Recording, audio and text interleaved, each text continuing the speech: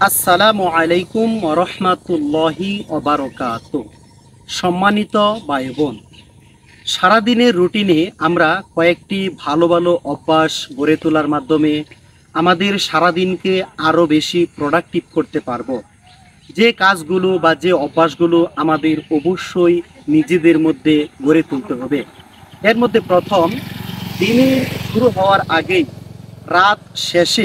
রাতের শেষাংশ সময়ে অবশ্যই 1 নাম্বার পয়েন্ট থাকবে তাহাজ্জুদ সলাত আদায় করা। অবশ্যই আমরা তাহাজ্জুদ সলাত আদায় করার মাধ্যমে আমাদের দিনের প্রথম অংশ শুরু করব ইনশাআল্লাহ। তারপর 5 ওয়াক্ত সলাত জামাতের সাথে ওয়াক্ত মতো আদায় করতে হবে।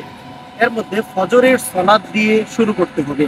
ফজরের সলাত, জোহর, আসর, মাগরিব, এশা, এভাবে প্রত্যেকটি সলাত জামাতের সাথে গুরুত্বের সাথে মনোযোগ সহকারে আদায় করতে হবে।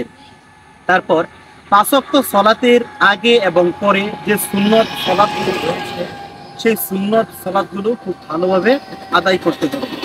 এরপর সলাত শেষে যে জিকিরগুলো রয়েছে অবশ্যই সেই জিকিরগুলো আমরা পালন করার চেষ্টা করব।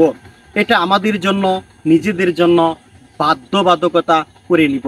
রাসূলুল্লাহ সাল্লাল্লাহু আলাইহি ওয়াসাল্লাম প্রত্যেক সলাত শেষে তিনি দোয়া করতেন, জিকির করতেন।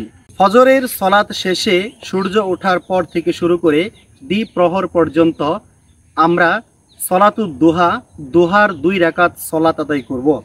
দুহার সলাত আমরা যদি সকালবেলা আদায় করি তাহলে আমাদের শরীরের মধ্যে যে হাড্ডি মাংস রয়েছে প্রত্যেকটা জোড়ার সাদাকা হয়ে যায়। এমনকি এই 2 রাকাত সলাত আদায় করার মাধ্যমে আমরা যদি দিন অতিবাহিত করতে পারি তাহলে আমাদের সারাদিন আরও বেশি প্রোডাক্টিভ হবে। তারপর সকাল সন্ধ্যার জিকির করা। সকাল সন্ধ্যার সবসময় জিকিরগুলো করতে হবে। রাসূলুল্লাহ সাল্লাল্লাহু আলাইহি ওয়াসাল্লাম সকাল সন্ধ্যার জিকির করতেন। এই জিকির আমরা যদি করি তাহলে আমাদের সারাদিন প্রোডাক্টিভভাবে আমরা কাটাতে পারবো। দোয়া করা, বিশেষ করে সবসময় দোয়া করতে হবে। দোয়া হচ্ছে ইবাদত, ইবাদতের মগজ, তাই আমরা সবসময় দোয়া করব। আর প্রতিদিনের রুটিনে অবশ্যই আমাকে কোরআন তেলাওয়াত করতে হবে। কোরআন তেলাওয়াতের একটা অংশ 24 ঘন্টার মধ্যে অবশ্যই থাকতে হবে। কমপক্ষে 30 মিনিট আমাকে সকালবেলা ফজরের নামাজের পর অথবা ঘুমানোর আগে কোরআন তেলাওয়াত করতেই হবে।